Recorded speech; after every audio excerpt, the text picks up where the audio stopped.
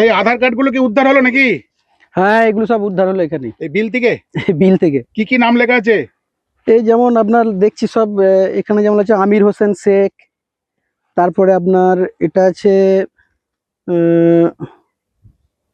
জাকির শেখ, তারপরে ফতেমা, তারপরে এটা আছে নাসিনা খাতুন, সুলতান শেখ, সুলতান শেখ, ফতেমা বিবি। আচ্ছা, এগুলোকে এই এসআর শুরু হওয়ার পরের জন্য নাকি? আমার তো মনে হচ্ছে তাই, নাহলে হঠাৎ করে এরকম তানিয়া মল্লিক। আচ্ছা, সবই সংখ্যালঘু, বেশিরভাগই সংখ্যালঘুর এখানে দেখতে পাচ্ছি। আরো আছে নাকি বিলের মধ্যে? এখনো 2-3 বস্তা আছে। ও, 2-3 বস্তা তুলতে পারেনি, এরা সাপের ভয় পাচ্ছে। পুলিশকে খবর দেওয়া হয়েছে? না না, এখনো কেউ এসে এমনি খবর দেয়নি।